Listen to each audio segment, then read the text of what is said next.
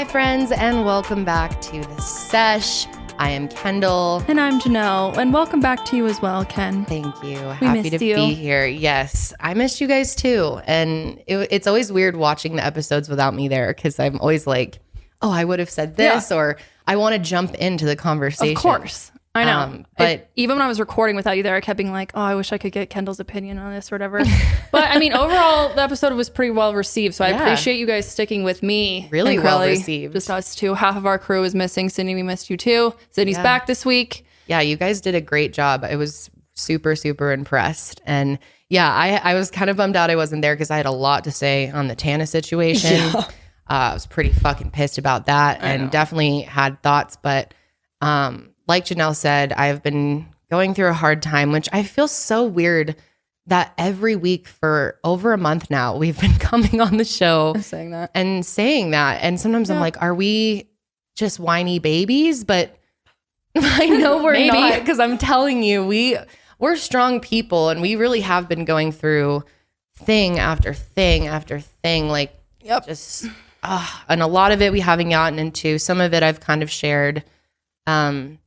But I had something pretty bad happen to me last week that I'm still emotionally getting over. And I do want to open up about it at some point because I think sharing my story will help not only me, but other people as well. Mm-hmm.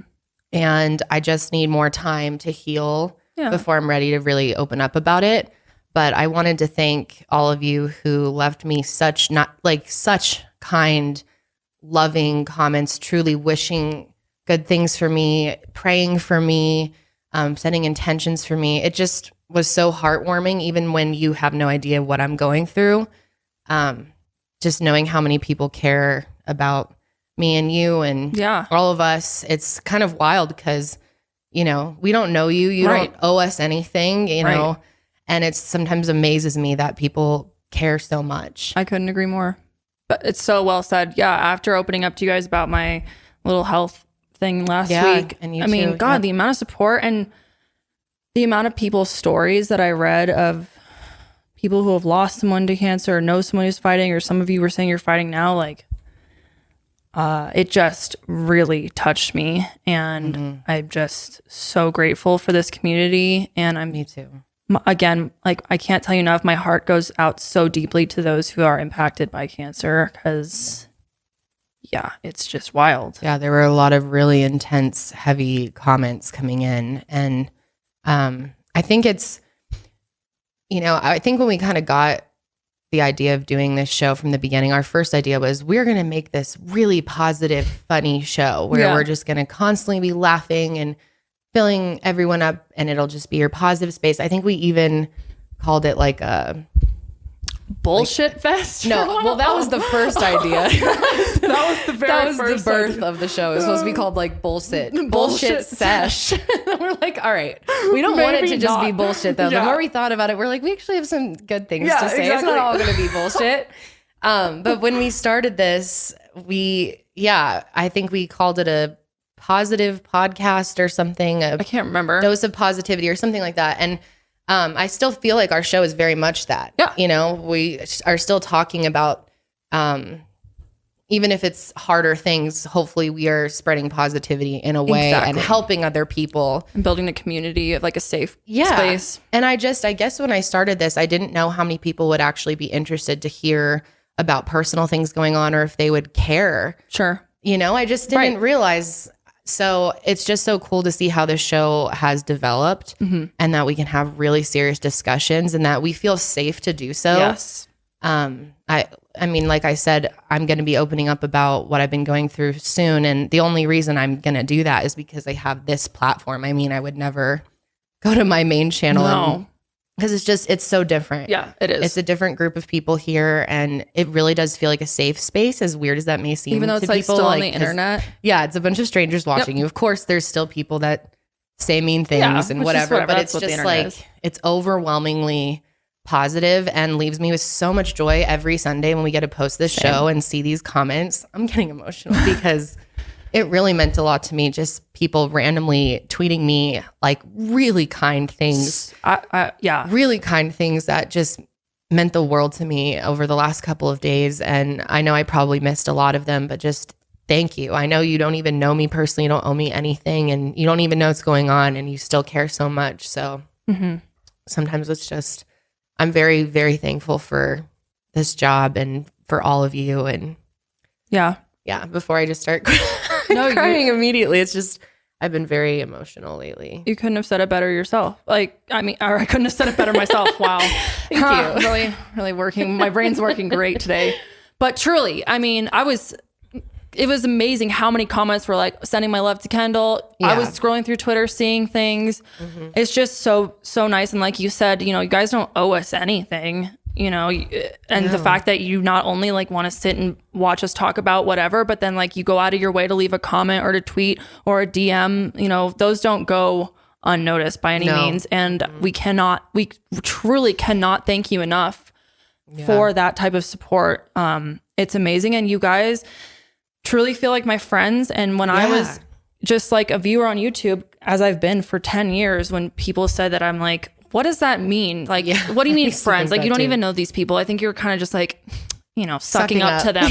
But it's really, I'm so genuine when I say that. I feel like you guys are my friends. And sometimes I think about like, oh, I'm posting this to the internet. What if like other people from high school or people I knew in my past, like I would never want them to like know all these things that I'm going through. But then I'm like, but I don't care about the, like you guys, like I trust you guys. Exactly. In the weirdest way. I've never met you. At least I haven't met all but 2 of you I've met. But like, other than that, you know, I still feel like really safe and like I can trust you guys with opening up. And I know that you guys can feel the same as you guys open up in the comments, and nothing makes me happier when I see a comment and there's other seshies on that comment, like supporting each other or relating to each other. Like that is so cool. We built a community, I genuinely feel like, and I just couldn't be more grateful for having the opportunity to reach thousands of people. That's crazy.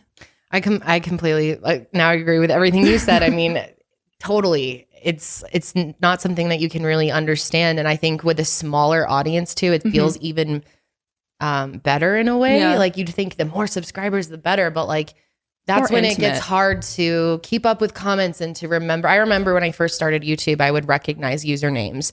And at some point, I just couldn't do it anymore. I couldn't remember all of them. I would lose track of the ones I did remember. And I've kind of gotten that all back with the Sesh because it's so much smaller, and now I recognize people. I'm like, oh, that same person. I know their story already, and it really does feel like friends. And I think a lot of people can relate to that, even if you're not on the internet, like in a creative sense.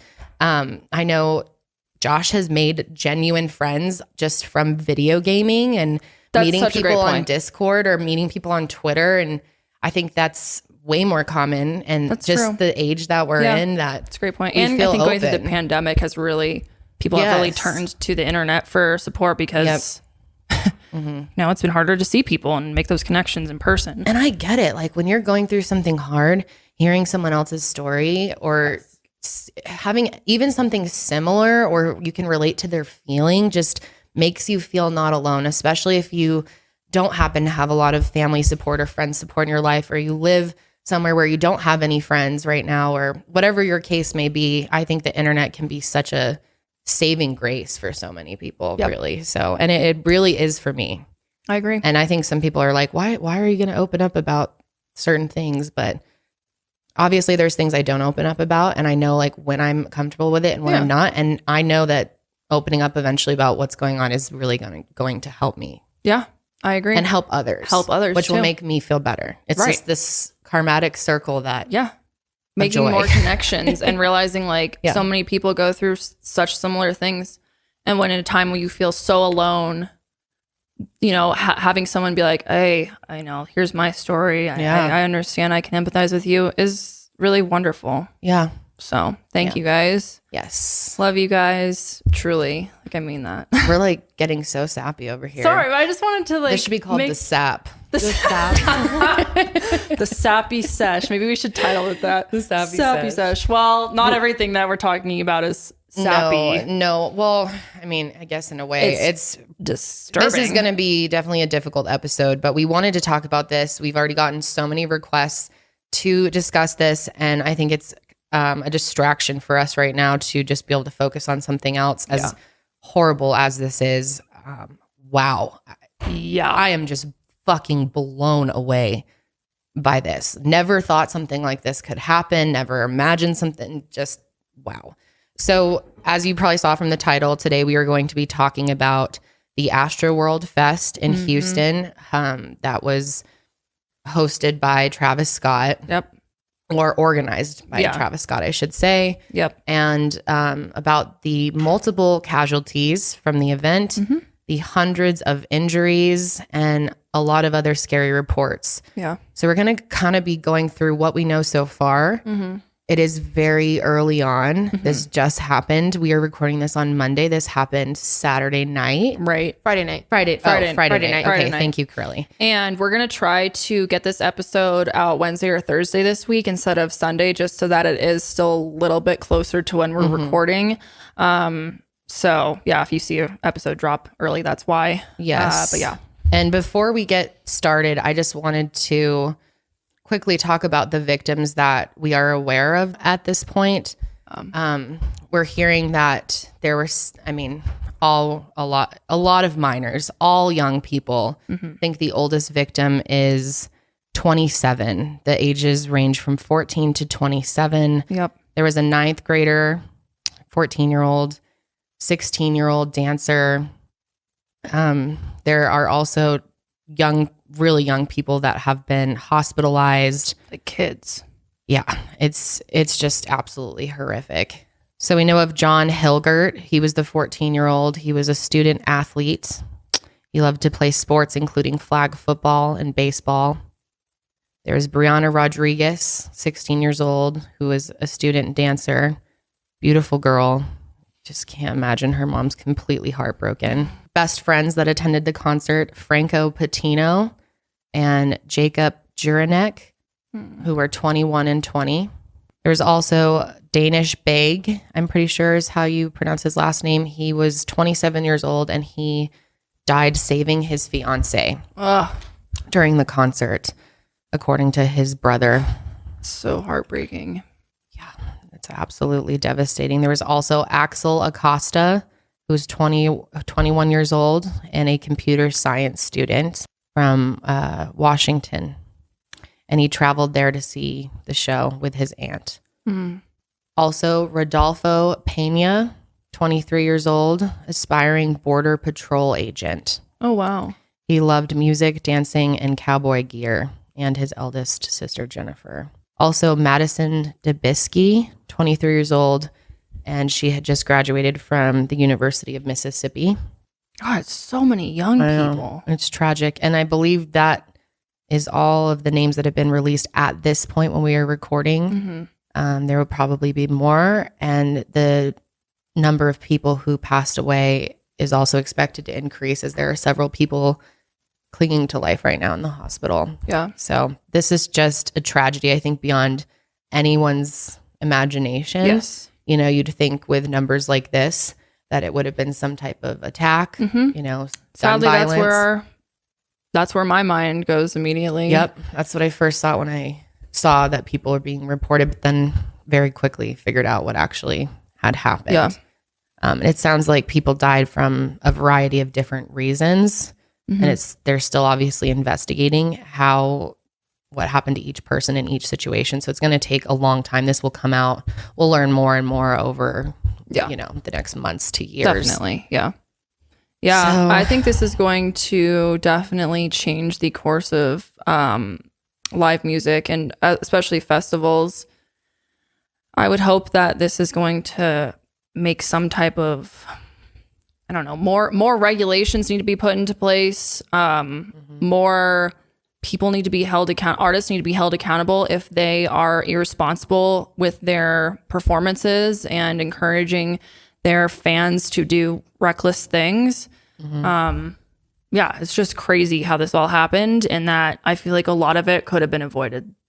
Absolutely. If not most of it. This definitely could have been avoided. And the more we learn about it, the more obvious that really is. Yeah. So let's talk a little bit more about what Astroworld Festival is, or it's also being referred to as Astrofest. It is a music festival that was held in Houston, Texas, which was headlined and organized by Travis Scott and held at NRG Park.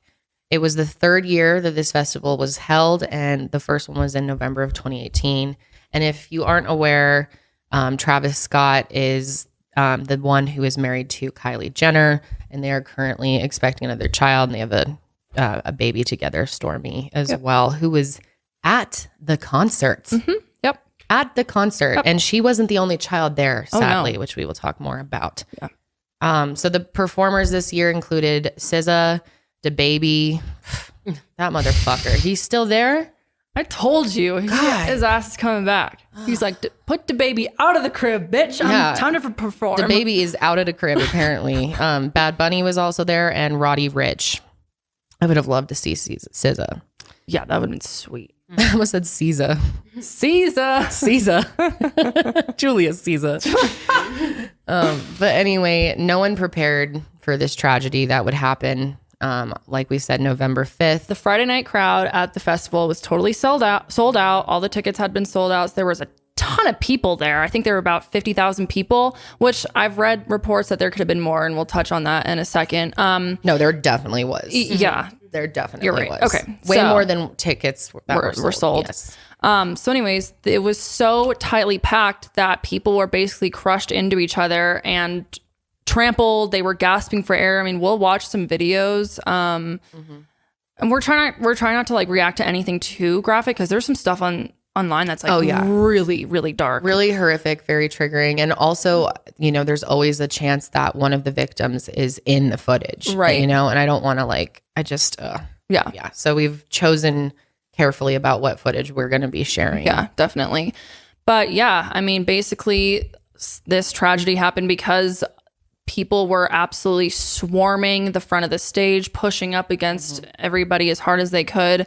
And like we said, this caused 8 people to pass away as of now, and tons injured. And because of this, obviously, the next day, Saturday, was canceled.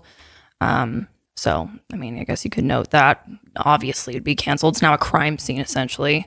So authorities have launched an investigation, but again, it's so early on. We're recording this. Like, we'll probably know more when it comes out, but you guys had really wanted us to talk about this, and we felt like it was appropriate to do so as well. Like, I'm not just gonna like ignore this. This is a crazy incident. So horrific. Even though we don't have all the facts, we still wanted to kind of talk about what we know so far and our thoughts. And one of the most horrific things about this entire situation is the fact that the show obviously continued on for so long after they knew that this was a mass casualty event. They were alerted by police that this was considered a mass casualty, and they continued the show for 40 minutes. They brought Drake out after that point, which only made everyone go even more crazy. Oh, God. But 582 police officers were assigned to this festival, and they weren't able to do shit. And there was also 755 security officers that are employed by Live Nation, which is the company that put the event together. Yeah. They do tons of festivals. They do over 100 festivals a year,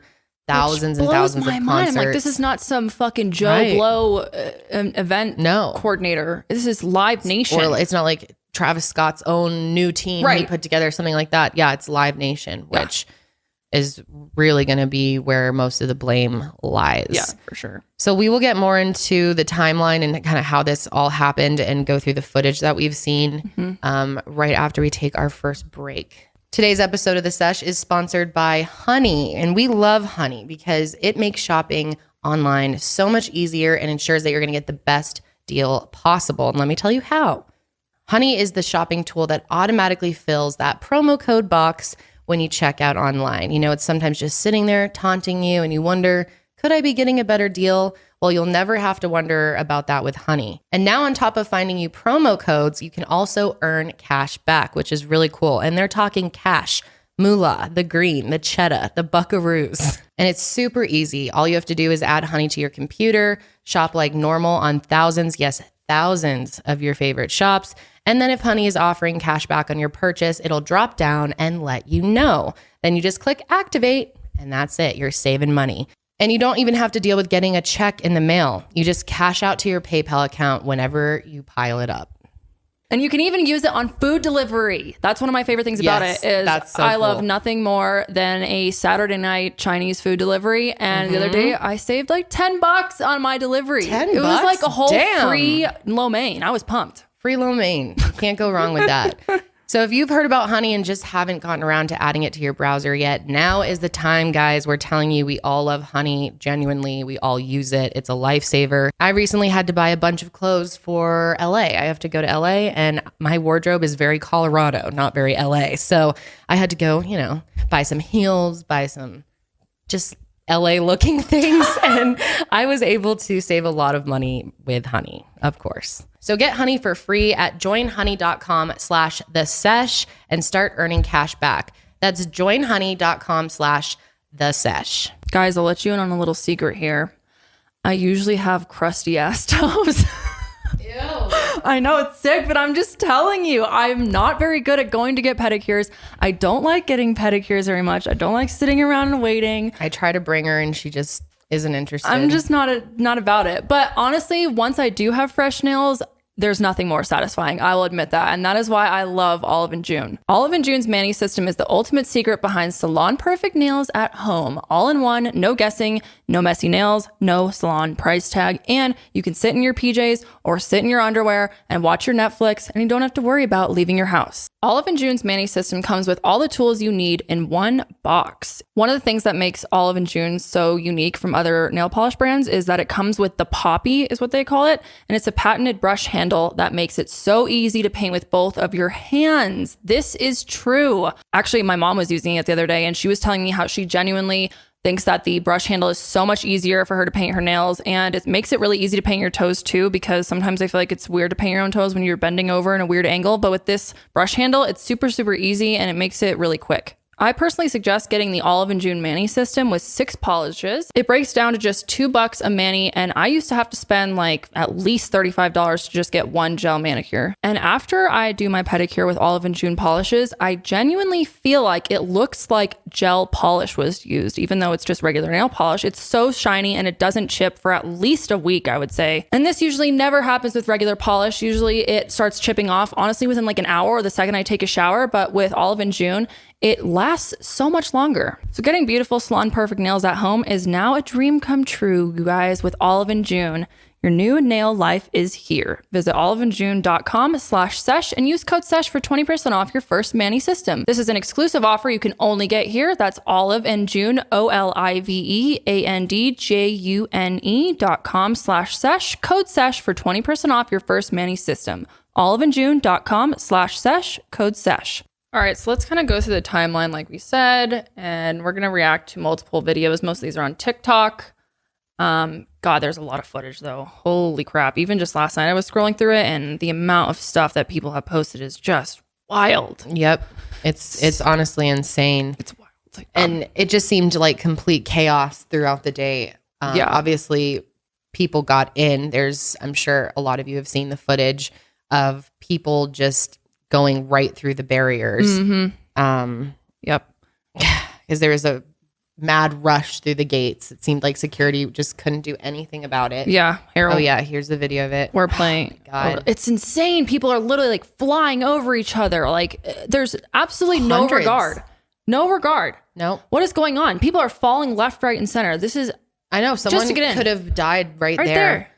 Someone steps on your head. It's the wild. show should have been canceled and called off at that moment as soon as that happened. I don't know why there wasn't security guards figuring that, because usually GA, at least the GA shows I've been to, it's pretty like there's no storming people or running through people, or if the crowd starts to get rowdy, then security's like, all right, cut the shit. Like everyone calm down. We'll just wait here as long as we need to.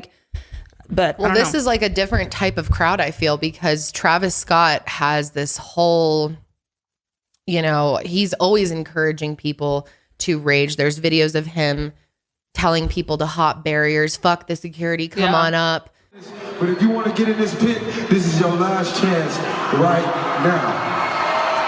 Whoa, here they come. Ray, Tyler, get it. Coming, busy, lost, do it. Let's go. I see him. Security, let him through. Let him through. So I think that's like what his fan base kind of thinks that's okay. Yeah. Maybe not all of them, obviously not all of them. Right. But those types of people. And this is also his hometown. So the crowd there is just extremely pumped. And this is kind of how his festivals and his concerts seem to be. Not this bad, obviously, ever, but that's kind of what the fans who go over and over again are used to. Right. Yeah, guess that's a good point. I mean, the show should have been called off at that point once there were hundreds of extra people at the venue. That's just breaking fire code. It doesn't make any sense. I don't know. But then I read that the venue could have held over 200,000 people if it was done correctly, that this was technically not breaking fire code. But I just don't think they had the preparation of housing that many people in a safe and like successful manner. Well, I'm sure the steps for setting up an event for 200,000 people is very different than 50,000 people, and obviously needs way more. Not that 200,000 people were there, but way over what was planned. Right. They need to have more security, more things set up, more water stations, more medics, all of that. And absolutely. None of that was done. At least one person was hurt in the rush going into the venue, which I'm surprised there wasn't more, honestly. Yeah. Oh, there was only one. Yeah, okay. I guess reported. I don't know. This is just what we know. This is just what we can figure out right now. And there's going to be so much more because there will be more people that share their stories. They might not be talking for legal reasons. And lawsuit after lawsuit is going to reveal more information as time goes on. But we also found out that before the show, the Houston police chief actually visited Travis Scott and expressed him directly, not just his team, and expressed his concerns about the energy in the crowd. That is wild. Yep. He said he believed that there was a, quote, robust plan in place for this event. No, that was the fire chief. Oh, sorry, the fire chief. Yes. Yeah, different chief. So he was warned by multiple people. And I don't know if the fire chief warned him directly or if they just, said that after to Live Nation. Yeah. Wild. Yeah. So yeah, like we said, the occupancy limit was limited to 50,000 people, even though that space could theoretically hold 200,000, but I don't think there were not enough resources for even the 50,000 that were supposed to come, because obviously more people came. Like we said, people were like sneaking in. I mean, the thing that's crazy is that I'm pretty sure there was only one entrance into the festival, and the fact that people were still able to come in just shows that there must have been a lack of fencing or just barricades or something, because I'm sure people were just finding different ways to kind of like sneak in themselves and not go through security. Yeah. Also, I was from TikToks I had watched and stuff. There was this one girl who was sharing her experience and saying that like even the COVID checkpoint was a joke, and that security was a joke, because like even going to Red Rocks or any concert, they check your bag, make sure you don't have anything on you. Right. Proof of vax. Exactly. Proof of vax. This girl said that it was a joke, that literally nothing was checked. Wow. It was like they didn't do anything. And also, I just don't really understand how like they would allow literally hundreds of people to literally stampede through the entrance, because there was only the one entrance that I read about as well. That, so I don't know if those barricades were the entrance. Could have been a different point. No, I think the entrance was Travis's head. Oh, right. You're right. Like it was like walk through going through his mouth or whatever. Right. Yeah. And that's kind of always been their thing, right? They did that for Stormy World, her birthday party. The big mouth thing. Yeah, that's really bad. That's really bad, especially this day and age. Like there needs to be top-notch security at concerts. Unfortunately, that's just what we've come to in America, at least, because people cannot handle themselves. So, and I guess with outdoor events like this, they're like no occupancy permits required, actually. Interesting. For an outdoor festival. That's interesting. Because maybe they can't. I don't understand. I just don't understand. Anyways. So also just the merch line, there were people already crowd surfing in the merch line. It was just complete chaos, throwing things. Like it was just wild from start to finish, from people who were there pushing, people were fighting. And then a lot of people have posted videos and just reported online about some very strange music that was playing before the talent actually came on stage. And it was like, I think we have a clip of it. Yeah, we do. Let's just play a quick clip of it. And you might want to skip that part if you're a little sensitive to sounds or frequency beats. Yeah. It's People weird. reported feeling sick after, so let's go ahead and watch it. So I moved to my computer, it's like fixing, this guy does this, and then basically, on my computer, I just did a bit of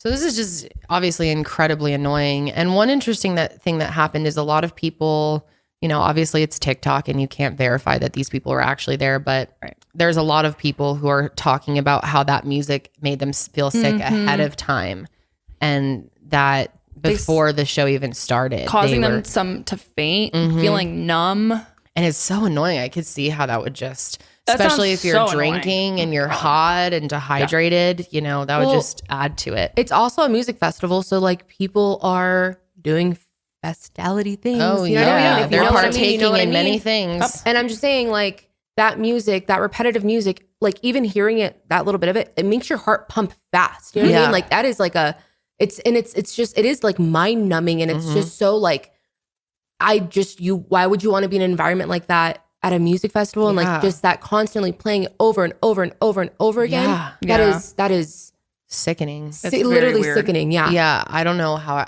that's why I don't ever go to things like this. I could never, like, I'll go to a concert here and there.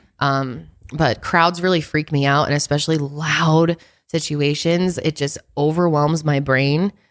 I can't, I would never be able to go to like Lollapalooza, especially for days. I don't know how people, like, it's amazing to me that people go to festivals. I mean, God, props to you, because I go to a Dead show 2 days in a row, and afterwards I'm like, okay. Well, like, I would have to bring earplugs or something. So exhausted. Like, honestly, like that's why this kind of, this event or this incident, that's why this incident really like made me feel especially weird, because I love these environments. I thrive off of music festivals. I love shows. I love all that shit. So like seeing this and seeing how like unbothered Scott was by his crowd is just like that much more like sickening to me, because I would expect the person who I'm paying to go see money and who I admire, who I love, to care enough for their audience to, you know, to pay attention. You know what I mean? Yeah. So that's, I don't know. I just think that that's just another little point that, I don't know.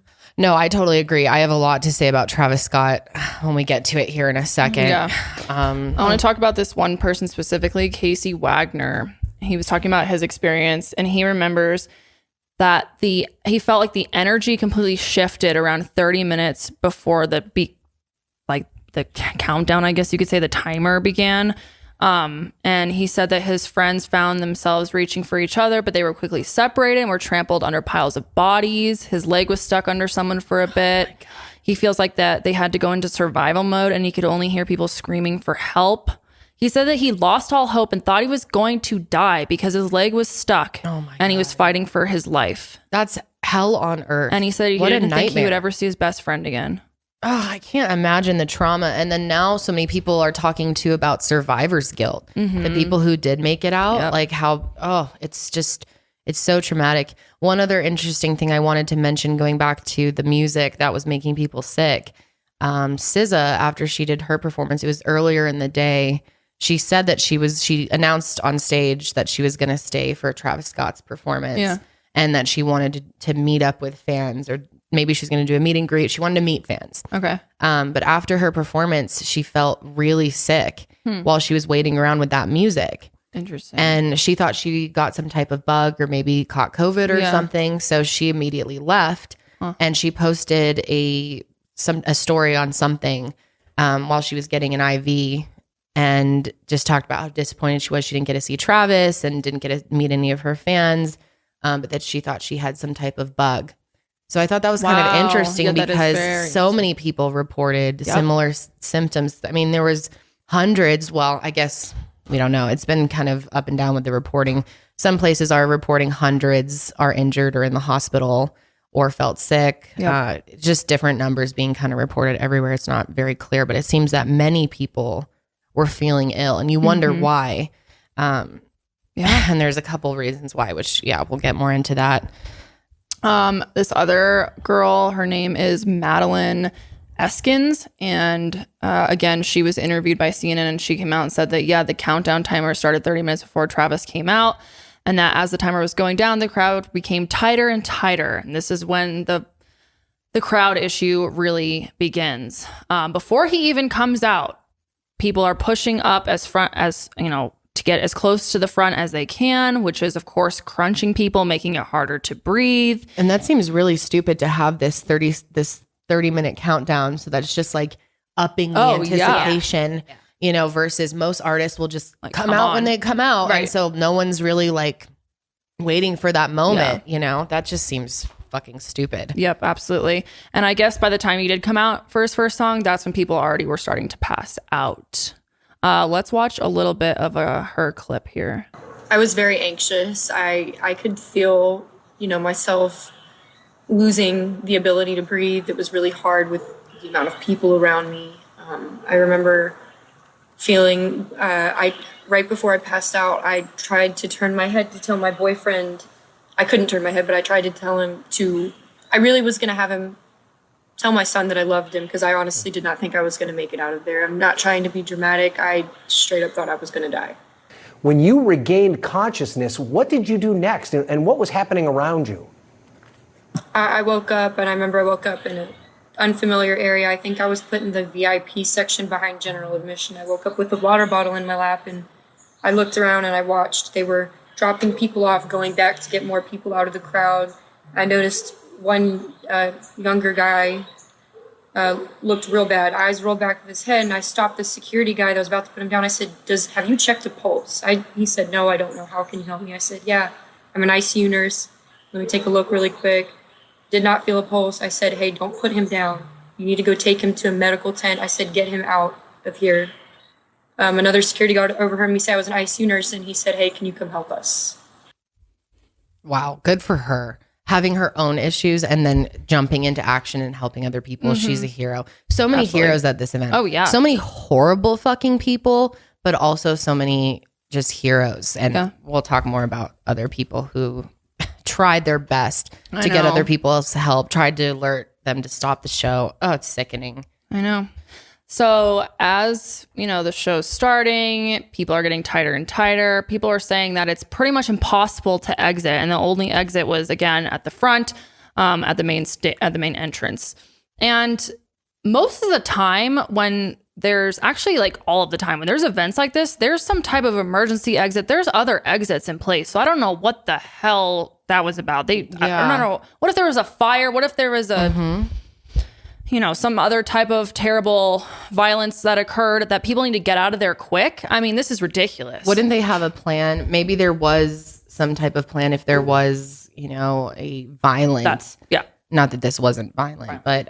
We're trying not to use the word to trigger you two, but what's happened at concerts in America, sadly, in the past. So they've got to have a plan for that. Like maybe they plan to just take gates down and just let people go. Yeah. But that should have been done as soon as this was declared a mass casualty. Right, exactly. Yeah, people said that there were people around each other just collapsing, losing consciousness. One person says, everyone was crying. It was the scariest sound I've ever heard. Imagine listening to Travis Scott and people screaming for their lives at the same time. Yeah, that's one of the creepiest things about it is the type of music, the auto tune, the weird kind of up and down sounds while all this is taking place. And it's just, or very party music while creepy. People are dying. Yeah. And obviously there's plenty of footage if you want to look it up where you can hear people screaming. There's full 30-minute clips uploaded to YouTube and you can hear screams throughout it. There's timestamps that people are leaving in the comments of you can hear something here, you can hear something here. Yep. And just the way that they were mashed in there.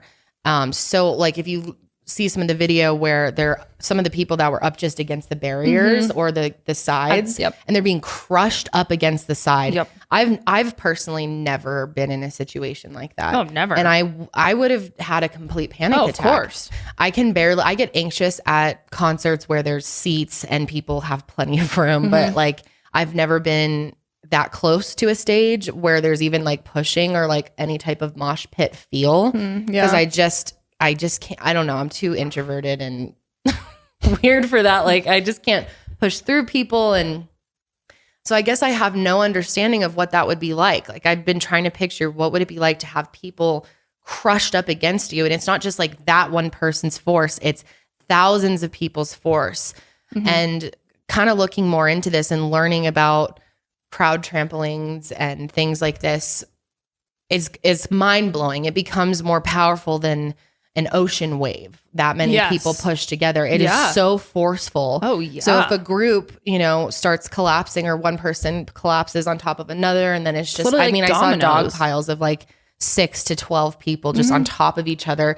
And then not only are they on top of each other and trying to get up, they're being forced in further and further and further. And what's really unfortunate is we're hearing so many personal experiences of people just seeing the worst of humanity, people who just wanted to have the best view, were willing to step on people. I saw this dude post a picture of his shoes after the show and was like, great concert, but really sad to all who lost their lives. And he posted these pictures of his shoes that are covered in blood. Oh my God. And it's just like, that's so sick. I mean, it's hearing some of the stories. Yes, they were heroes, and it obviously brings your faith in humanity up. But then you hear things like that, and hear how people are just stepping on people so that they could get a better view of Travis Scott. And it's really disappointing because, at least the most experiences that I've had at concerts is it's very much like a community feel, because you're all there for the same person, meaning, automatically you have something in common, that you enjoy that same music. And it's kind of like this unspoken rule of like, look out for your neighbor, look out for each other, try and like take care of each other. You see someone who's, too drunk or too messed up and is passed out, help them, get them help. If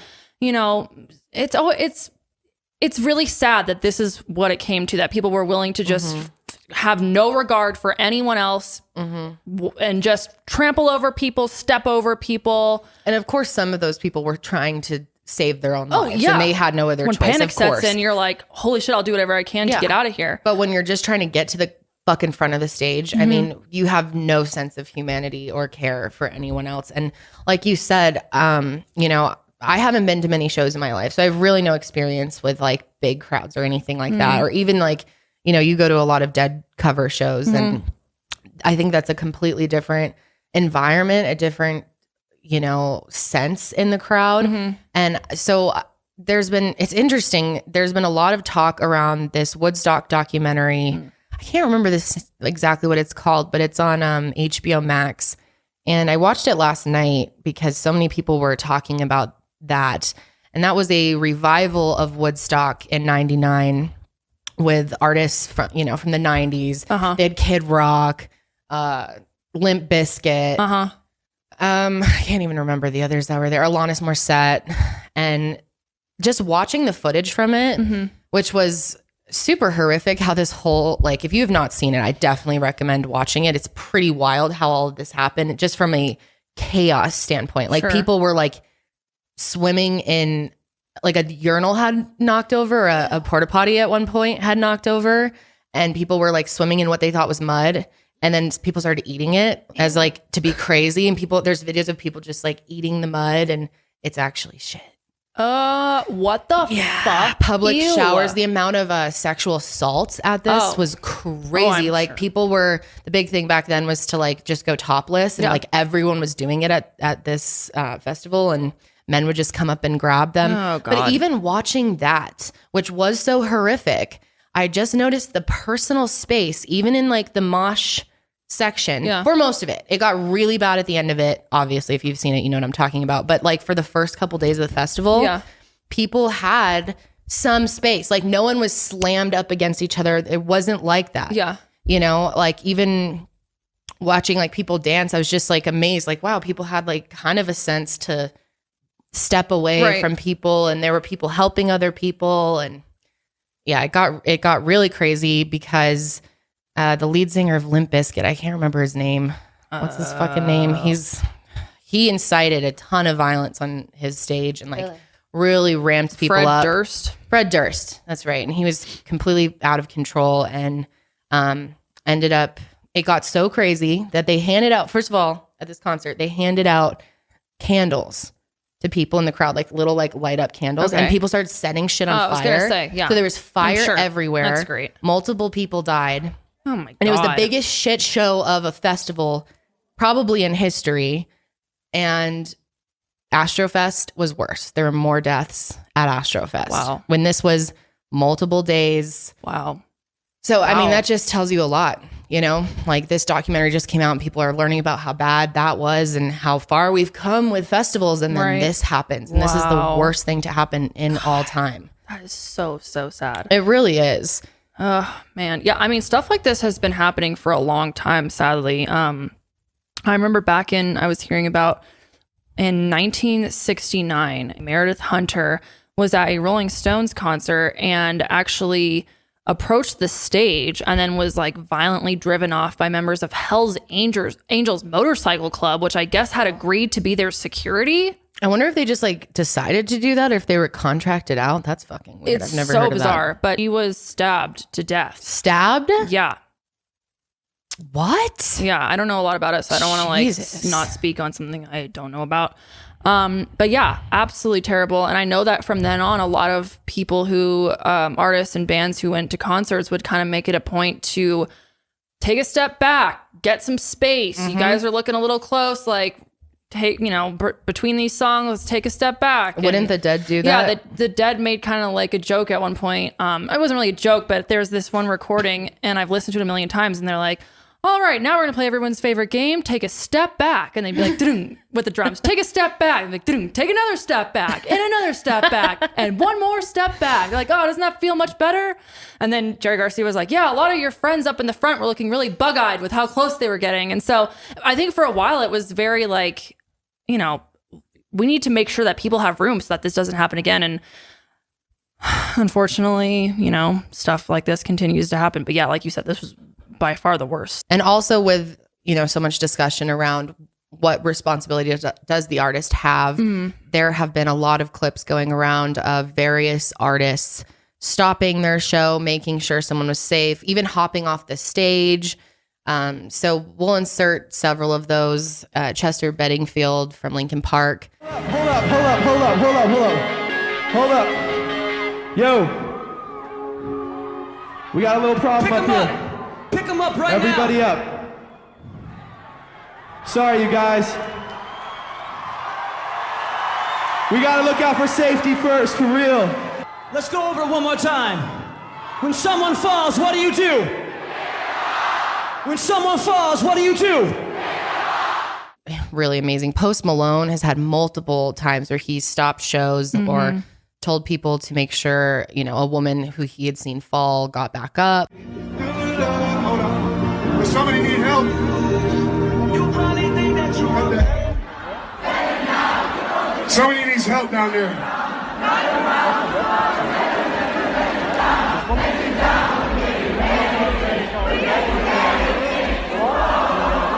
You guys sound fucking beautiful, man. God bless you. Can we get some help down there? Somebody needs help.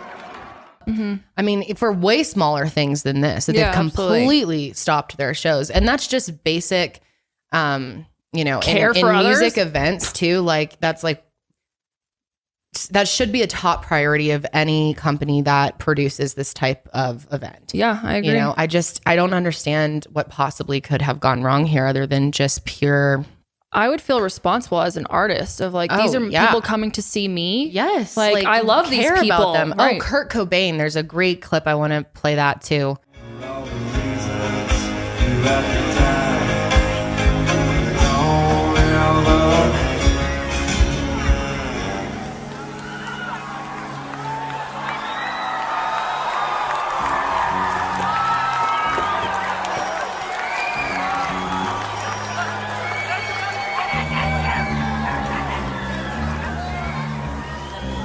Cop on the field, anybody? How's it feel, huh? Look at him, look at him, look at him, look at him.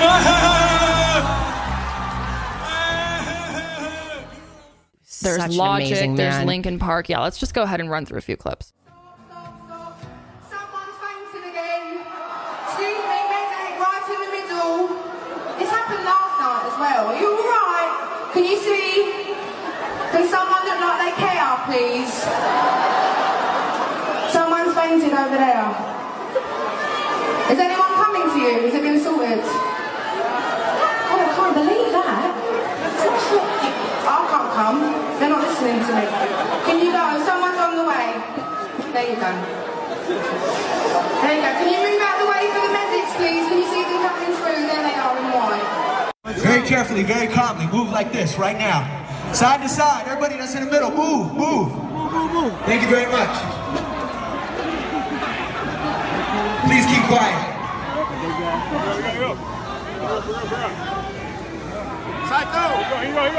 You're gonna be all right. Don't worry about it. I can't tell you how many times this shit happens at a concert. This is real. I want you guys to make sure that you feel okay and you're good. Is it another one? Well, let's do the same thing. Somebody pick them up, and everybody right here, look at me. Everybody look at me. And I want you to spread like this. Whoa, whoa.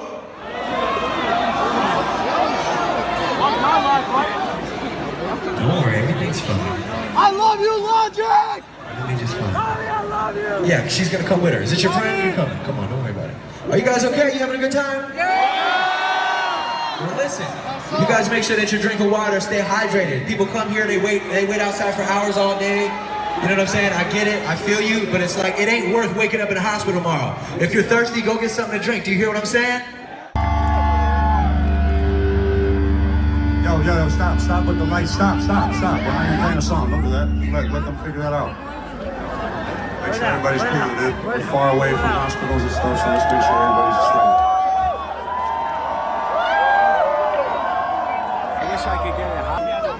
All right, she had a seizure. She's okay. We're walking around right there. She's all good. She woke up, saw my face. So that just really shows you how an artist should care for their fans, right? Yeah, absolutely. Okay, so let's continue with the timeline here. Let's continue on. So around 9:30, officials started receiving the first reports of people who were injured in the crowd, and they requested more help on the scene.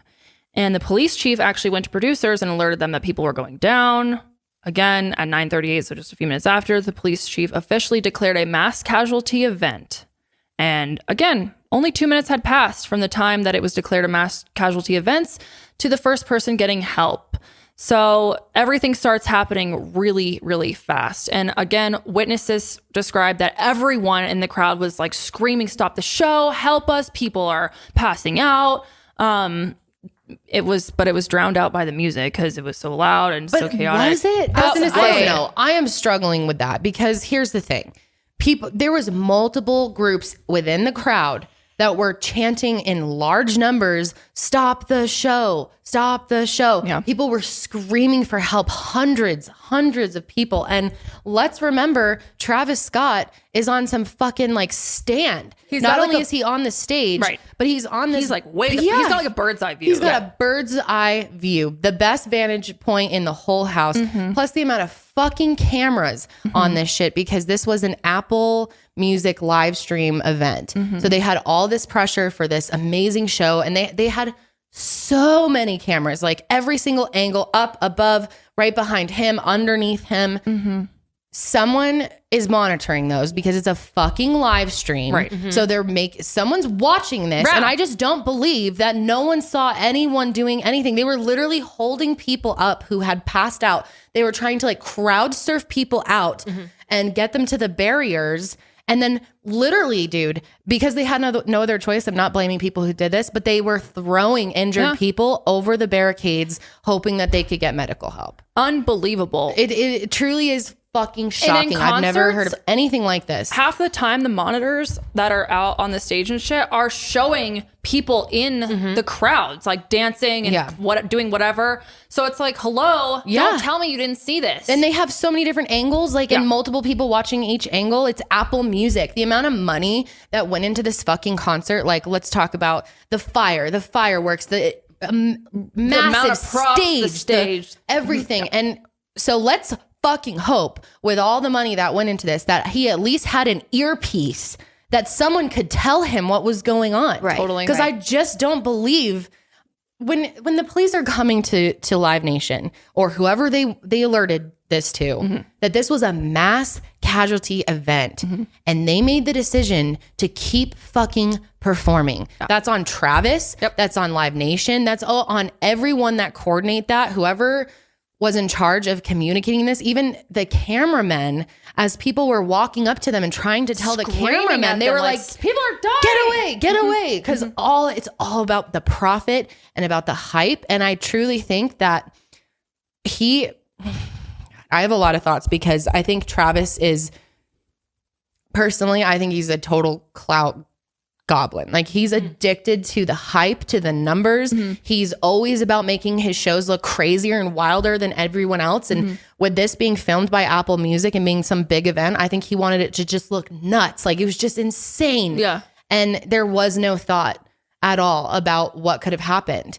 And I just don't believe that he wasn't at least somewhat aware. Maybe he didn't know how many casualties or just how bad it actually was. But you're seeing an ambulance in the crowd trying to get through. You're seeing multiple people, whole groups of people caving in on themselves. I know he fucking saw I know. that. It's wild to not be able to. Go ahead, Sid. No, I was just going to say, like, if he was that high up and there's that many people, right? Even if, like, in different sections, he could easily see the crowd coming towards, or like people falling down, like here and there, or people being thrown. Yeah. Like, he's not like I feel like he's acting like I had no clue. Blah, blah, blah. You're looking at everyone and maybe you're seeing an ambulance. Yeah. And then not to mention, people are getting on this. Well, it's not a traditional ambulance. It was like some type of golf cart ambulance. Yeah. Motherfuckers started getting on top of it to get a better view. There's videos of people climbing on top of this ambulance so that they could get a better view. The amount of like, I can't even wrap my mind around a person like that. Like, I would want to rip their asses off there and beat their ass. No, it's sorry, but it's fucking terrible. How could you do that? What the fuck are you thinking? What does an ambulance mean? There's only one thing that means is something or someone is hurt. Something's going wrong and they need to get, like, what do you do when you're driving a car? You get the fuck out of the way. Yes. What makes this any different? And at a concert, it's very rare for an ambulance to be going through the crowd. Yeah. Like, if someone broke their arm or like passed out. Usually a bouncer comes, picks them up and walks them off. Exactly. So you've got to know this is not common. And then let's for a second talk about Kylie Jenner, who's filming all of this, posting to her Instagram story, dude, as the ambulance is trying to get through this crowd. Yeah. And to me, I'm like, I think, like I said, these people are hype addicts. They care so much about how everything looks. Look how many fucking people, the ambulance, this is wild. This is crazy. Better, like, he's the best rapper in the world. And I don't think there was any thought of like what the ambulance fucking means, dude. It's not just looking crazy. Right. I mean, and you're Kylie Jenner. You could have done something. You could have alerted someone. Like, you don't think if she started freaking out and raising a stink that it would have, they could have gotten this shut down. Absolutely. It's just, I think that was the most mind-blowing part about this, is to hear that this was considered a mass casualty and it went on for 40 fucking minutes, and then Drake was brought out, which is only going to make everything worse. So bad. And they're jumping up and down on the stage. I can't even think about how many people were probably jumping on people's bodies. Oh my God, it's so sick. It is. It's truly fucking terrible. I mean, there's really no excuse, honestly. There really is no excuse. I guess Travis would only take tiny little breaks between his songs before starting another one, and the crowd was like screaming for help. He could break. Yeah. When the music was off, he should have been able to hear it. Stop the show! Stop the show! Stop the show! Stop the show! Stop the show! Stop the show! Yep. Oh, it's so mad. I just don't believe that was pure ignorance. Yep.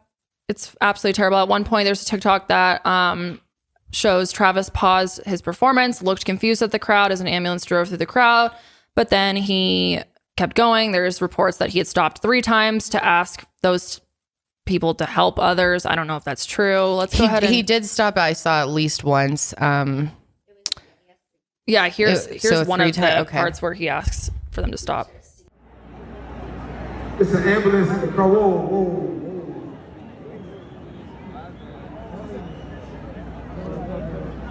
I don't know why the show still went on after this. The fact that it continued after that, like she said, whoever this TikToker is, fucking trash. It is. That's just straight up confirmation. He saw the ambulance and he chose to keep going. Yeah. And all of this is going to be used against him as evidence in court. Of course. So. Yep. I have a quick question. Yeah. Go ahead. I'm wondering if you guys know this answer, but do you guys know if there was like a point when, you know, other, like the fire department was alerted or like the other, you know, police department? I know there was police there, but why it went on, like why this wasn't just completely like they couldn't do anything about it? Like I'm just curious. Why like didn't they shut it down? Why wasn't there like a mass amount of security? I'm a bit confused about that too, because I know that the police chief was already aware that it was going to probably be a bad situation before the show even sounds like. So I'm sure they already had extra resources preparing for it. But I'm not sure. I have the same question as you. Like, why are the police not shutting this down themselves? Yeah, they should have just gone. Right. At some point, why wouldn't they just walk on the stage themselves or at least get to someone or like behind the stage and just be like, this has to stop or you'll be sued. Yeah, that would definitely be worse. Take that back. No, I know what you're saying, to like do something to shock the crowd enough to get them to get out of that area. Yeah. Obviously, that would have made everything worse. But I mean, you'd think that there would be something they could have done. I think they easily, if enough police come behind the scene, behind the stage, and they're like, you need to shut this down right now or you're going to be sued by the state. Right. I'm confused too. I think a lot of the details we just don't understand right now, to be honest. Exactly. It's a lot of it's very fuzzy. It's very confusing. People say it's unclear if he heard cries from the audience, blah, blah, blah. Again, I don't know. Yes, he paused for a few times, but like you said, he kept going. Yep. Yeah. People are going to go fucking nuts for that. You know, there's people passing out in your crowd. People said they couldn't even breathe because there was like limited oxygen, and then all the smoke from the fireworks and the fire things, like it was just so heavy and hard to breathe. And especially if you're short, then you're just completely stuck underneath all these people. It's so wild. Well, also people took their, obviously people took their children, and this was like the first festival for a lot of people. And like, this is going to be, I don't even know if they'll ever be able to go to another concert again. You know what I mean? Like this is I don't probably, think I would be able to. I don't think I would be able to. This is, I think a lot of people from this will have trauma for a fucking long time. Trauma for, exactly. And like, I don't know. Like I'm thinking about like all the kids that were there, and like that's just heartbreaking. Like there's a 10-year-old in critical care right now. There should not, I'm sorry, but I think it is so irresponsible for concerts and these types of festivals to allow kids to go to shows. There is no reason for you to bring your kid to a festival. Especially a Travis Scott festival, which has a history of, people jumping over barricades, violence occurring. Like there's been things in the past. I can't imagine as a parent ever thinking that's a good environment. There's video we will overlay of a 2-year-old being held up in the air. I mean, I have no words. I honestly I've never really been to something like that. I've personally never seen a child, especially under 5, at a fucking concert myself. No, I've never seen that. I see it all the time. Yeah, but that, especially at a rap concert, the amount of like weed and drugs that are around. Right. God, someone's going around pricking people. We're going to get into that in a second. But people were getting shot up with drugs. What if that happened to your baby? I'm just, oh my God, dude. I have no words. I didn't think that was even a thing. I did not think you could legally bring a child. Yeah. Now, some shows are 18 plus, 21 plus, but and Travis Scott should have been. Why was it not? What the fuck? Yeah, Stormy was there. And like, I don't know, like it's so irresponsible for literally everyone involved. If you want to think about it that way, Stormy could have got hurt. You know what I mean? Yes. And like, there are so many possibilities. Like Kylie could have gotten hurt. Yep. Like, no, and they were so like right behind. They were literally like right behind the crowd. Like they weren't that far from like the GA. I don't know. Well, they were GA, like in this VIP section in the beginning, and like you'd think that okay, maybe that could be safe. She's surrounded by Kylie's bodyguards. She's in her own little room thing, whatever. But then there's footage of her walking through the crowd with a bunch of bodyguards around her, and she's holding Stormy, and she's going through the fucking crowd. Yeah, I'm just like. mind blown by and that. she's pregnant. Yeah, and they're clearly not doing good security checks here. Who knows what people could have been bringing in? Like if they're barely checking COVID stuff, are they barely checking purses? If people are bringing in that much checking that drugs, video of them trampling and running through. You can't check it. So the whole event, as soon as people broke in, should have been called off from the beginning, from the fucking beginning of it. Yeah, it's really bad. I know. Yeah, and I mean, with people freaking out too, like that bad. In my mind, because at first, like you said, I did think it was a shooting too, because I'm pretty sure that's what the news did say at first. Denver really? news, Like very yeah. Interesting. I didn't know I did, but I read it again. And I was like, wait, there was no, fire or whatnot. I remember but I'm just thinking that wondering, at first, like, too. being there, if someone brings in a weapon or something, and I don't know, I'm just in my mind too. Imagine all the panic and whatnot. I just think it was already so bad, but unfortunately, most minds in America go directly to that. When you hear a loud noise or you hear people screaming in a loud event, I mean, that's kind of what we're programmed to think now, sadly. And so, I'm sure that the screaming and the people passing out already is scary in itself, but then all those thoughts start to come out and people start panicking, and then they're desperate to get out, and your body you're going into like fight or flight mode, and you're trying everything you can to get the fuck out of that situation. If that's trampling other people or just doing whatever you can. It's like survival instincts, and I don't think you can even really understand what that would be like unless you've ever been in a situation like that. Like it just becomes life or death. Exactly. Yeah. So then only like 40 minutes after this whole thing started, the festival was stopped. And that's wild that in 40 minutes, all this shit happened. Well, I think it'd been like happening throughout the night, but 40 minutes from it being declared a mass casualty. Yeah. Yeah. But still, I mean. And they're, like we said, let's get in more into the drugs that were going around. So let's go ahead and do that. But before we do, let's go ahead and take one more break. Okay. We'll be right back. Our next sponsor is HelloFresh. Genuinely one of my favorite services. I love HelloFresh, you guys. How can you not? It's the best. So good. Like genuinely, I'm obsessed with HelloFresh. Everyone who I talk to about HelloFresh loves it. I've never been disappointed by one of their meals. They always give me really cool new cooking techniques. I'm obsessed with them, genuinely. Guys, HelloFresh offers 50 menu and market items to choose from every single week, including vegetarian, calorie smart, pescatarian, gourmet options, providing so much variety. Every single week, they've got something new. You never have to worry about getting a repeat meal, unless you want one, of course, because I mean, some of the meals I could eat every single week. I love them so much. But that is why I love HelloFresh, because of their variety.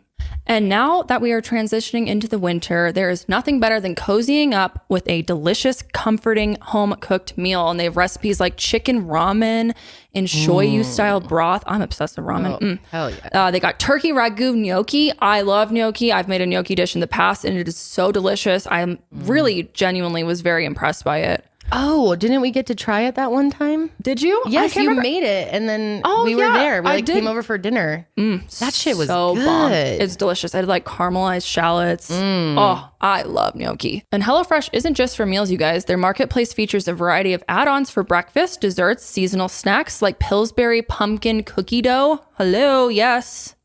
Pumpkin cookie dough, duh. It's a no-brainer. And it offers the flexibility you need to easily customize your order on the app within minutes. Easily change your delivery day, food preferences, and plan size, or even skip a week whenever you need to. So go to HelloFresh.com/Sesh14 and use code Sesh14 for up to 14 free meals and 3 free gifts, people. 3 free gifts. That's HelloFresh.com/Sesh14 and use code Sesh14 for up to 14 free meals and 3 free gifts.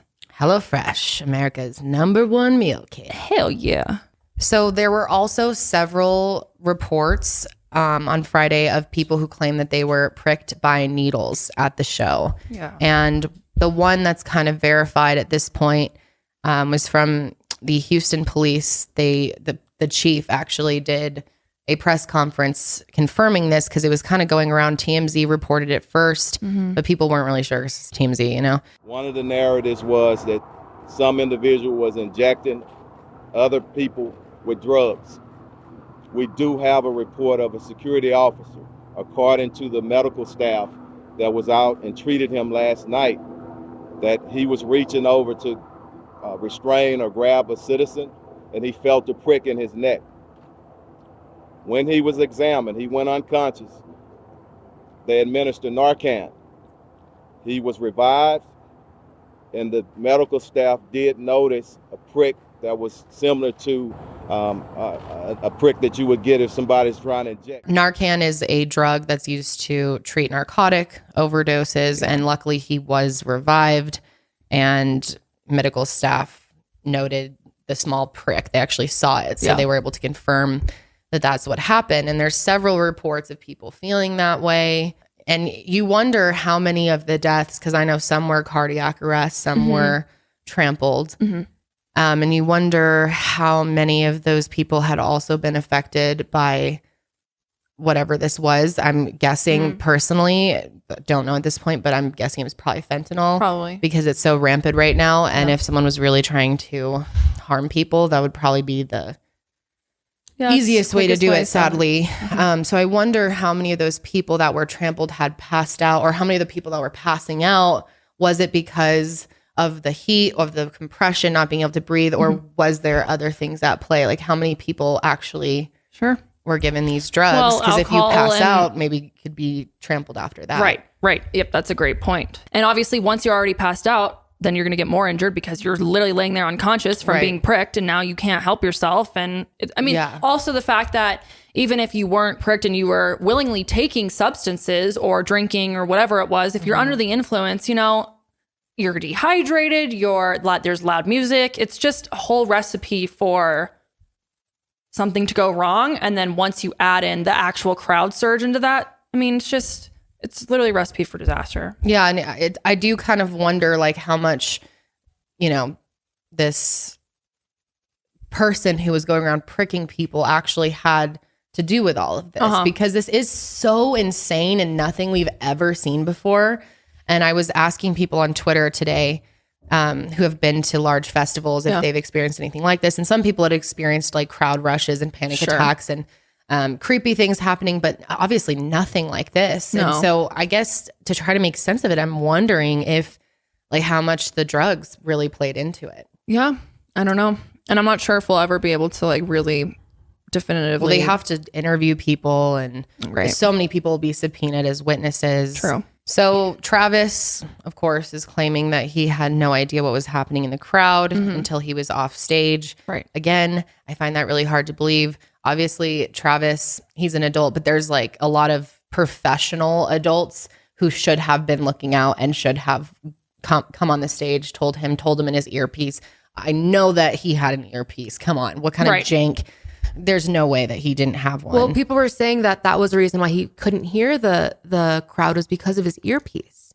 So there's probably one earpiece, and he does probably have like the music in. I mean, I guess, but also no. You can see people. Yeah, no, like that. I'm just saying, like that is so conflicting because he saw them. He saw it. Like he literally saw it. And venue staff, festival directors, executive producers, they have the opportunity to buzz in his ear, "Hi, stop the show," or run on and usher him off. Also, but they just didn't do that. People were literally like going up to staff and telling them, "Hey, people are fucking dying. We need help." And they were literally, like you guys said, like they were literally shushing them away. Yeah, we'll put in some clips of that as well. Two people, heroes, climbed up onto the stage and were screaming and trying to, help however they could, and they were literally being shooed away. So Travis saying he didn't know is complete bullshit. So let's play his response, which was very weak. Very weak and way too lighthearted in wake of what has just happened. I just want to send out prayers to the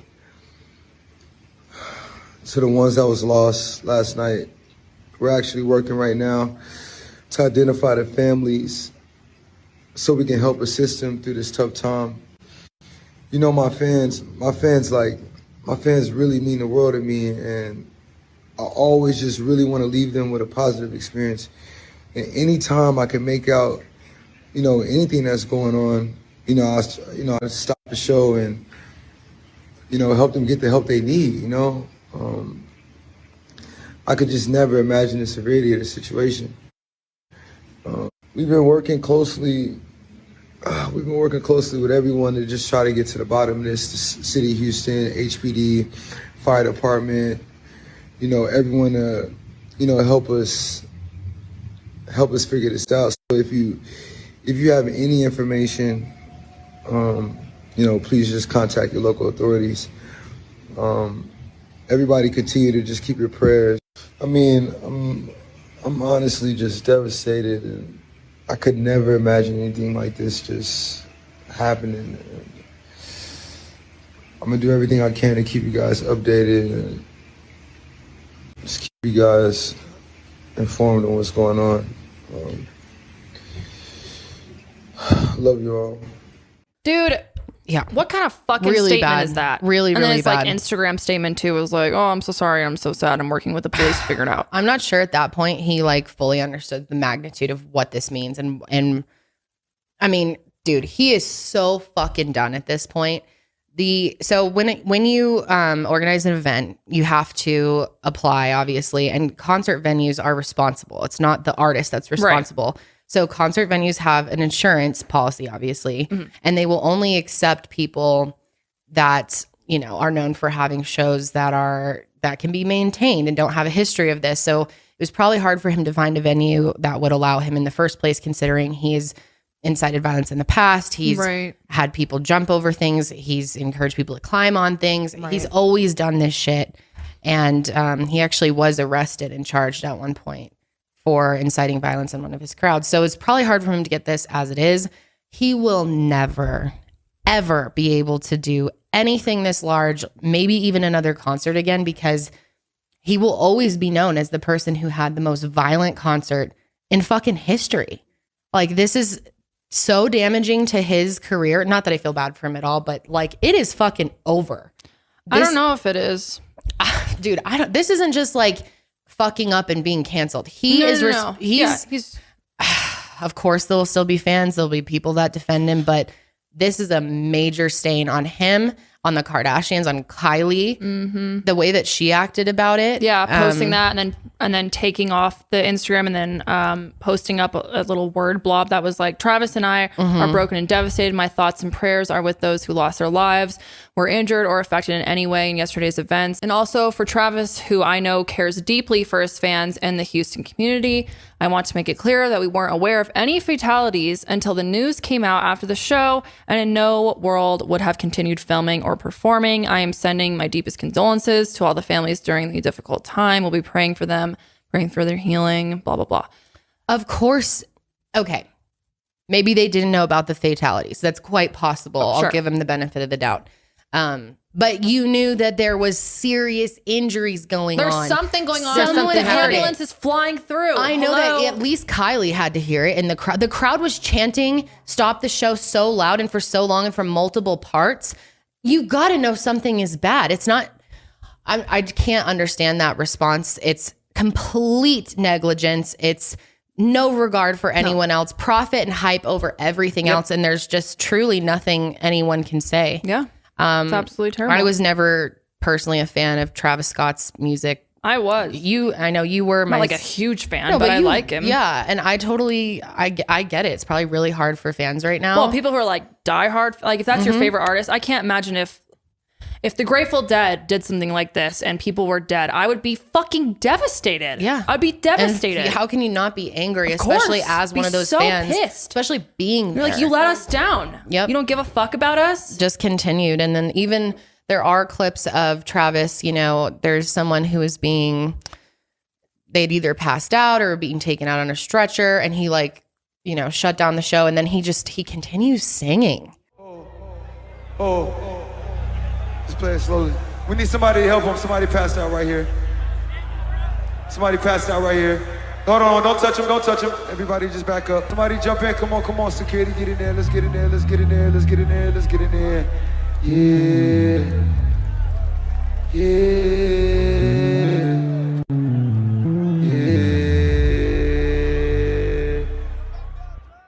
Yeah. He continues singing this like creepy auto-tune. Is it the one where he was like really like, it was like a very slow kind of song? Yeah, and he was like yeah, that was. I can't deal with the auto-tune stuff. He has way too much auto-tune for my personal taste. Yeah.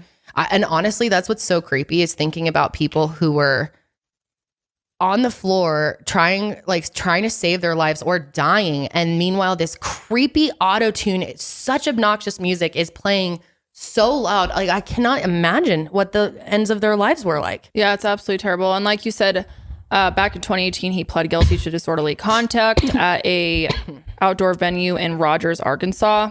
And I guess, the police said that he encouraged people to rush the stage, bypass security, which is just so stupid. Like, these are your fans. Don't you want them safe? And I guess a few people were injured in that rush. And then, additional charges were held and put on him for inciting a riot and endangering the welfare of a minor. But I guess they were dismissed as part of his plea deal. And he was required to pay $6,800 to the 2 people who were injured at the show.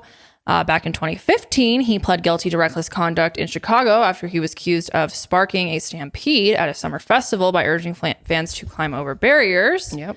And a judge ordered that Scott be supervised by the court for a year. He is being sued by a concert goer after he fell from a balcony at a show in Manhattan in 2017. Travis denies that he did anything wrong in that. But he has a history of having issues with live performances. So let's go ahead and talk about the lawsuits that are happening right now. Yeah, and there will be more by the time this episode goes up. Yeah, there will definitely be more. But he's so far facing more than a dozen lawsuits. And again, it's only Monday, so we can assume there will be more. And then at least 2 criminal investigations are also underway. So specifically, a few people that have come out and spoken about their lawsuits is 23-year-old Kristen Paredes. I'm not sure. She was one of those who were severely injured, and she's suing Live Nation and the venue. And she claims that she felt an immediate push at the front of the GA section as soon as Travis went on stage. She says the crowd became chaotic and a stampede began. Many begged security guards hired by Live Nation Entertainment for help, but were ignored. The lawsuit also claims that Travis had incited mayhem and chaos prior to events, or prior events, like we had just talked about. And defendants knew or should have known that because of Travis's prior events, that, this is already kind of a high stake. He needs to be on extra watch, essentially, because of his history. Oh, it's just such a nightmare. I'm so disappointed in all of them. It's just, and especially it's hard. When I first heard about this, I felt bad for Travis before I understood any of how this happened or saw the video footage myself. Because I was like, this is a failure of Live Nation, the security, and maybe he didn't know. Yeah. But the more you see, it's like, how did you not know? How did you not know? Hey, let us leave! Let us leave! What are we trying to do? Security! Travis! Make some noise. Everybody put a middle finger up to the sky because my boy ready to raise. My boy want to raise. Yeah. My boy's want to raise. There was another lawsuit that was filed from a man named Manuel Souza, who was crushed and injured. And then, jury trial is going to be determining the exact amount of damages according to Manuel's lawsuit, but he is seeking monetary relief of over $1 million. Yeah, there will be several, and these plaintiffs have plenty of evidence, visual evidence, video evidence. Right. It's a pretty solid case, and it's looking like Travis will be held liable. I mean, he better be in some form, and I hope some people from Live Nation literally go to jail over this. I hope it's not just a bunch of fines that those rich assholes can just get out. I think it'll be that. Well, I can't even let my mind go there because then I just get so pissed. I hope not. I'm not saying that's what I want by any means, but I just have this bad feeling. I just hope come on, there's cancel culture. There's people who make mistakes, and then there's this kind of shit. This is so unexcusable and not a single excuse for it. I mean, I could never be a Travis Scott fan after seeing how this was handled. Disappointing. And his actions afterwards. Yeah, that video. Yeah, that's pathetic. That is so pathetic. I can't even. Absolutely remember terrible. how obviously this is a completely different situation, but remember after Manchester and how emotionally torn up Ariana was, and obviously she didn't continue performing. Everything was shut down immediately. But she had so much genuine concern, genuine care for her fans, put together a charity event, helped all of the families, and was immediate about it. Yeah. She was immediate, and it wasn't just a bullshit little statement. It was so heartfelt, and you know, and you see all these other artists like we played earlier who care so much about their fans that they will cut it in the middle of it, tell them, shut off the music, shut it off. And some of them are like walking out into the venue and risking their own safety to make sure someone's okay in the audience, or stopping people from getting sexually assaulted. And this is just God, I'm so mad. Really bad. It's so fucking sick. I did, right before we started recording, looked up just to see if there was anything that had come out. And the latest news is that Travis has offered to cover the cost of the funerals for the 8 victims that have lost their lives so far. That's the fucking least you can do. Yeah, I know, right? I better see a lot more. I guess he's also partnering with BetterHelp to provide free therapy. Oh, wow. So BetterHelp is getting a fucking sponsorship basically out of it. Exactly. Yeah, that's what I was just going to say right now. It's like, that's just money for him. And I have thoughts on BetterHelp anyway. Yeah, so do I. Can I just say, I feel like one thing about his reaction that's so alarming is how, like, I don't know what the word is, like how out of reality he is with like everything that's happening. Cause like he is, I mean, he's Travis Scott. He's popular. Like, I mean, I've never been a fan of him. I've never liked him. I think he gives me the creeps, to be honest. I don't know why. I just don't like the dude. But this is just proving that him and his whole like entourage, and Kylie too, like she falls under this. They're so jaded. They're so blinded by the reality of, so true. of a normal human being. You know what I mean? And honestly, I think that's why Travis was so late to respond, because I don't honestly know if it even clicked to him that people were dying and that you can just buy all this away. You know what I mean? Right. And from that response, I think that's pretty spot on, because it didn't seem like it had fully registered in his mind what had just happened at his show. Right. When he made that statement. But you would think his publicist would be like, bro, you're gonna have to do a little better than that. Yeah. Well, I'm sure they gave him like a little script or something, or just like, honestly, it kind of sounds like honestly, like all of their managers and all like the people in authority from Travis and Live Nation and this fucking profit over everything, hype over everything. But it also looks like they just kind of like step back and are like, all right, Travis, this is you. You know what I mean? Yeah. Like it really does seem like nobody was in charge here. Literally, nobody's responsible. Nobody's going to be held. You know what I mean? And that, I just have so many feelings about this. I have so many. I know. It's so frustrating, because it does come back to, like I said, money over everything else, especially for Live Nation. To think that maybe it could have messed up their Apple deal or whatever they were doing. Yeah. And so it was really just profit over people's lives. Yep. And it's like a really sad world that we're in, that, you know, you'd think the natural human response for everyone, you would hope that as soon as you hear someone has died, right, there's casualties, right, that who cares about the money? Stop everything now. Stop. Like, and just from a PR perspective, how fucking stupid are they? Like now this has happened and it's terrible.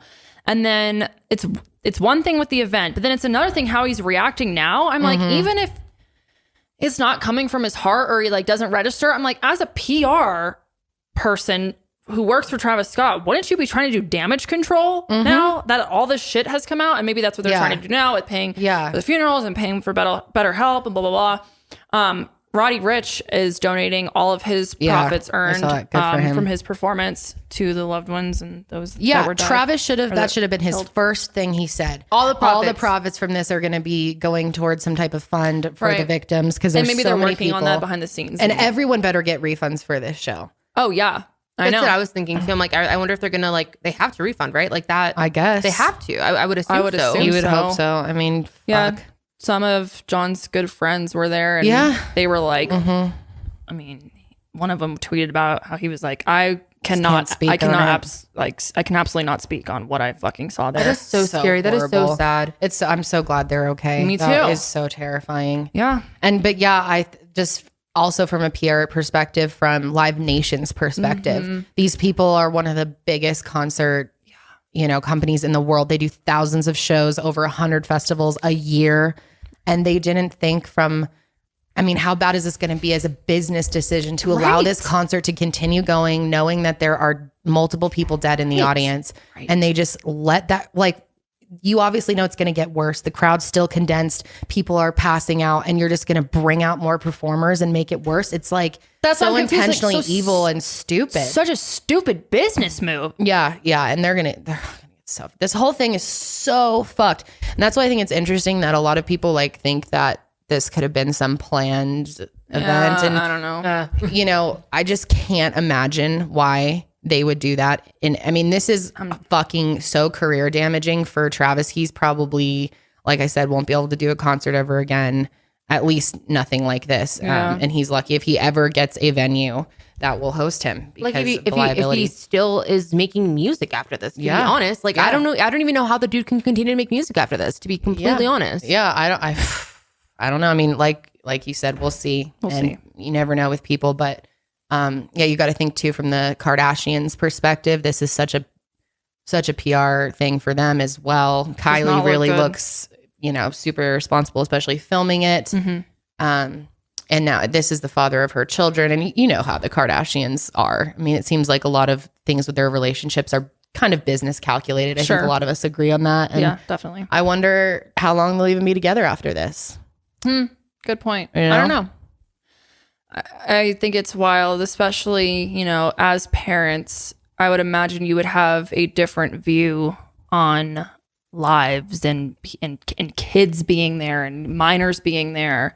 And it just kind of seems like they've disregarded it up until now. Yep. And, you know, I really hope that in the future days, weeks, months to come, that they can try to I mean, obviously you can't bring these people back. So no. Sadly, like the damage has been done for many of them, and it's so devastating, and nothing will ever be able to compare to bringing someone back. But I hope that there will be something done that can try to, whether that's a fundraising event, donating a shit ton of money, partnering with other brands to, you know, try and donate money through them. I don't know. Or maybe a new law could be put in place for concert safety. Yeah, that's a great point. So hopefully these people don't die in vain, you know, like that. This will maybe prevent future things from happening like this in the past. I mean, if they can, you know, Kylie Jenner and Travis Scott have huge platforms and tons of power. You know, can they join with victims' family members to try and get them in front of courts that can help bring some legislation in? I don't know. And I feel like certain artists, like I said, Ariana, you know, other people out there would do that and would already be thinking about that and not just do it for a PR perspective to look good and clean up the situation, but because they genuinely care and they're heartbroken and want to help. Right. And I don't know. I don't see that really happening. I was going to just say, like, obviously, we have a very, very small fraction of followers compared to these people, and no one really cares, and this would never happen to us. But if we, for some reason, held a meet and greet or some type of event, and even one of our fans got injured in any way, or let alone lost their lives, I can't even think I would be so mentally disturbed and feel so much guilt and responsibility and just wanting to do anything I could. I can't imagine just staying silent. How can you sleep? Disgusting. How can you, like, 4 days really gone by? It's all of them. Gross. And I hope people go to jail. There's no excuse for this. There's no excuse. It's pure negligence. It's lack of human regard for human life and profit over everything. And it's sick. It's the world we live in. It's all about money. It really is. It's all about money. Money makes the world go around. It's so sick. But so terrible. We are going to wrap up the show there. Yeah. I know this was, definitely a tough one, but I know a lot of you guys are interested in this and wanted to hear our thoughts. Let us know your thoughts below. Yeah. And next week, we might touch on any new updates that come out, because there will be more. Definitely, there will be more. And like we said, we'll try and post this a few days early than we normally do to try and keep up with, you know, so that not too much time goes by. But that is going to be it this week. Oh, also real quick, I just wanted to thank you all so much for your support on Charlie and Maggie and Lila's contest. Really appreciate you guys. And that's it for this week. Glad you're back. I missed you. Thank you. I miss you too. Thank you for holding it down for me. Of course, I love anytime. you. Love you I missed too. you, Sid. Yeah, missed you as well, Sid. Yeah, you didn't have your partner back there either. And I think I'm about to go to LA this week for some work. And I think after just a week of getting out of my house, clearing my head, I'll be ready to talk more about what's been going on next week. We'll take your time. Yeah, I do will. what's best for you. I will. So that is it for this week, you guys. We will see you on the next sesh. But until then, keep it fresh.